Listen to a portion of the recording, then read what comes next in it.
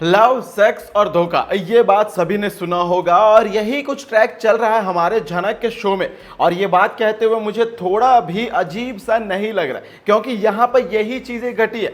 सबसे पहले झनक और अनिरुद्ध के बीच में होता है लव, जिसके बाद होता है वही वर्ड जो मैं फिर से रिपीट नहीं करना चाहता, और इसके बाद होता है इनके बीच में धोखा, जो कि अनिरुद्ध ने दिया है हमारी झनक को धोखा। तो कुल मिला के दोस्तों, ये जो डायलॉग है ना, ये जो मूवी का टाइटल है ना, ये हमारे झनक और अनिरुद्ध के बीच में बखूबी फिट होता है। और एक नया पैरेलल यूनिवर्स भी बनने वाला है, जहां पे हमारा अनिरुद्ध ना अब झनक के साथ एक नई दुनिया बसाने वाला है। क्योंकि दोस्तों यहां पे ये दुनिया बसाने के लायक तो रहा नहीं, और मुझे लगता है कि अब पृथ्वी से एलन मस्क के साथ इनको कांटेक्ट करना चाहिए, और यहां से इन लोग एक ऐसी दुनिया में जा रहे हैं जहां पे झनक और अनिरुद्ध दोनों के बीच में एक नया सिलसिला शुरू होने वाला है। लेकिन इसके पहले अनिरुद्ध ने झनक के साथ जो धोखा किया उसके बारे में तो जान ले, क्योंकि दोस्तों अनिरुद्ध और झनक एक होंगे ये बात तो जग जाहिर है, ये बात आप भी जानते हैं, मैं भी जानता हूं, हमारे सारे तमाम व्यूअर्स जानते हैं, फैंस जानते हैं, सभी को पता है। लेकिन कैसे होंगे, इसके पहले अनिरुद्ध ने झनक के साथ क्या वादे किए।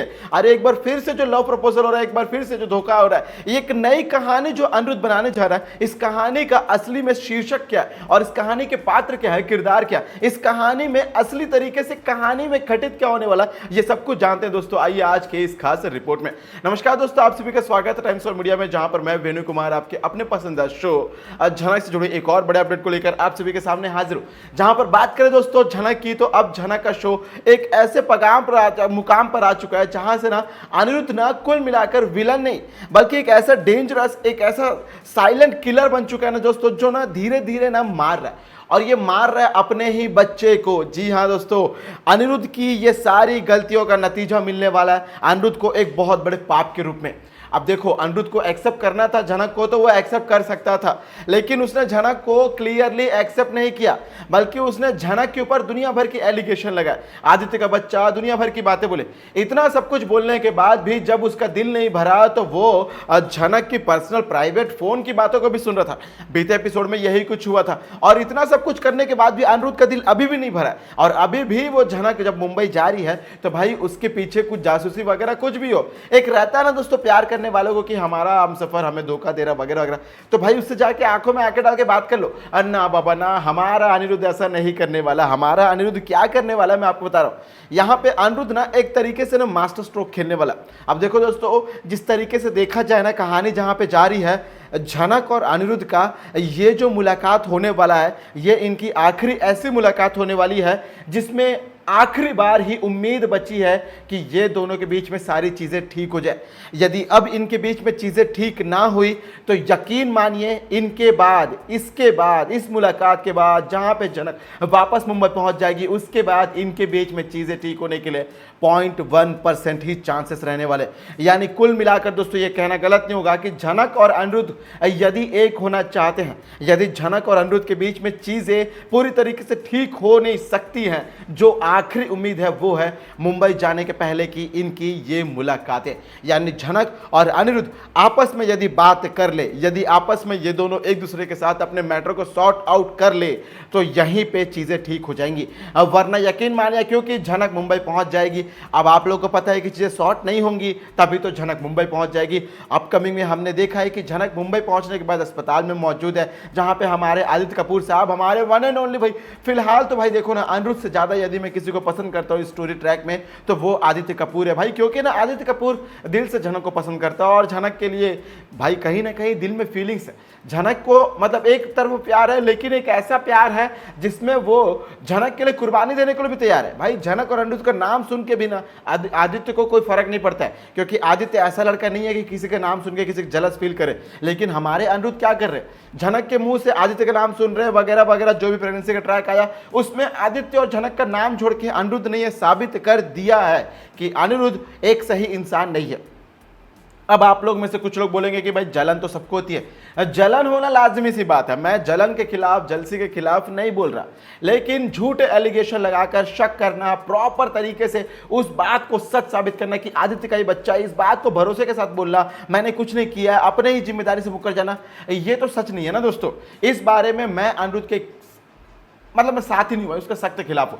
बात करें दोस्तों झनक के मुंबई पहुंचने की, झनक मुंबई पहुंचेगी।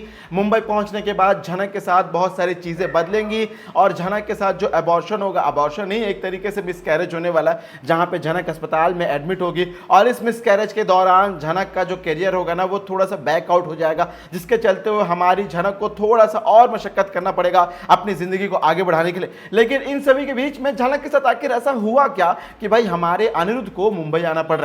देखो दोस्तों, आदित्य ने अनिरुद्ध को फोन करना है, ये आप भी जानते हैं, मैं भी जानता हूं, लेकिन आदित्य अनिरुद्ध को फोन क्यों कर रहा है?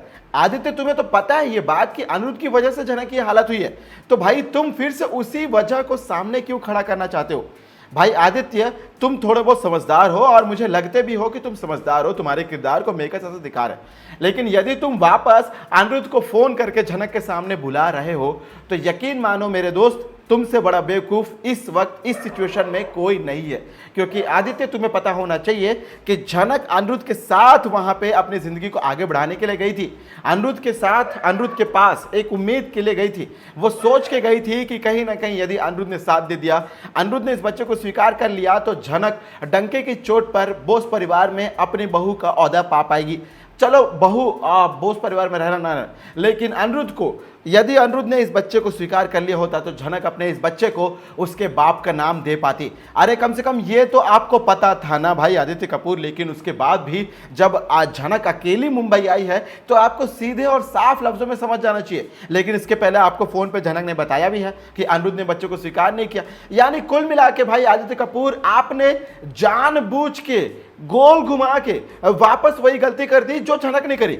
भाई झनक को पता था कि अनिरुद्ध ऐसा निकलेगा, अनिरुद्ध अभी जिंदगी में आगे बढ़ चुका है, सेट हो चुका है अर्शी के साथ, वो वापस तुम्हारे पास नहीं आना चाहता है। फिर भी झनक तुम इस बात को बताने आई क्योंकि एक फॉर्मेलिटी निभानी थी, तुम्हारा एक कर्तव्य था, तुम्हें बताना था कि हाँ ये आपका बच्चा, चलो मान लेते। लेकिन इसके बाद क्या भाई, यही गलती फिर से आदित्य तुम क्यों कर रहे हो? आदित्य, तो तुम्हें पता है कि भाई झनक ने जो गलती की तुम भी वही कर रहे हो। तुम्हें पता है कि अनिरुद्ध का अभी इस सिचुएशन में कोई वैल्यू नहीं है। मैं मान रहा हूं कि शो के लीड है तो उन्हें बुलाना चाहिए मेकर्स के अनुसार, उन्हें स्क्रीन शेयरिंग वगैरह वगैरह, लेकिन अनिरुद्ध आके क्या करेगा? अनिरुद्ध के आने से झनक को क्या रिलैक्स मिलेगा? भाई झनक तो और ज्यादा दिक्कत में आएगी, झनक के लिए तो और ज्यादा मुसीबतें बढ़ जाएंगी। अनिरुद्ध को देखकर तो झनक को और ज्यादा स्ट्रेस होने लगेगा, टेंशन होने लगेगा। यानी कुल मिलाकर एक बात साफ है कि अनिरुद्ध, आदित्य, तुमने बहुत बड़ी गलती की है अनिरुद्ध को यहाँ पे बुला के। अब झनक के साथ जो मिसकैरेज हुआ है ना, वो भी अनिरुद्ध के कारण ही हुआ दोस्तों, क्योंकि अनिरुद्ध ने ऐसा कांड कर दिया, ऐसा सिचुएशन, ऐसा ब्लैकमेल कर दिया कि बेचारी झनक ना धीरे धीरे धीरे धीरे स्ट्रेस में अपना खाना वगैरह सब कुछ भूल चुकी थी। और यकीन मानिए बहुत सारी ऐसी चीजें होती हैं जिन फैक्टर्स पर प्रेगनेंसी में आपको काम करना होता है, ध्यान रखना होता है। यदि आपने थोड़ी भी बहुत गलती कर दी तो यकीन मानिए बच्चे के साथ, आपके गर्भ में पल रहे बच्चे के साथ कोई भी घटना घट सकती है। और यकीन मानिए इस दुनिया में अनिरुद्ध जैसे बहुत से लोग ऐसे हैं जो अपनी पत्नी को ऐन मौके पर गर्भवती के हालत में ही उसका साथ नहीं देते। यानी कुल मिलाकर दोस्तों, अनिरुद्ध ने जो पाप किया ना, उसके पापों का घड़ा भर चुका है, क्योंकि झनक के मिसकैरेज के बाद अनिरुद्ध को जो रियलाइजेशन होने वाला है, क्योंकि हमें कुछ सूत्रों से मिला है कि इस रियलाइजेशन के बाद, इस पछतावे के बाद कहानी बदलने वाली है। अनिरुद्ध गिड़गिड़ाते हुए झनक के पीछे घूमने वाला, झनक से माफी मांगने वाला। अब ऐसे में झनक और अनिरुद्ध की ये कहानी कौन सा नया मोड़ लेकर आती है, जानने के लिए हमें देखते रहना होगा झनक को स्टार प्लस पर और any time Disney plus Hotstar पर। तो दोस्तों ये थी आज आपके पसंदीदा शो झनक से जुड़ी एक और बड़ी अपडेट। मैं उम्मीद करूंगा आप लोगों को वीडियो अच्छी लगी। बेशक वीडियो अच्छी लगी, वीडियो को लाइक करें, शेयर करें और सब्सक्राइब करें दोस्तों आपके अपने YouTube channel times of media को, ताकि आप अपने पसंदीदा शो झनक से जुड़े सारे अपडेट को सबसे पहले पा सके। मैं वेणु कुमार जल्दी मिलूंगा आप सभी के सामने झनक से जुड़े एक और बड़े अपडेट के साथ। तब तक मुझे दे इजाजत और देखते रहे झनक को स्टार प्लस पर और any time Disney plus Hotstar पर, और पाते रहे दोस्तों इसके सारे अपडेट्स को आपके अपने one and only the number 1 YouTube channel times of media को। बाय बाय, टेक केयर, जय हिंद, जय भारत।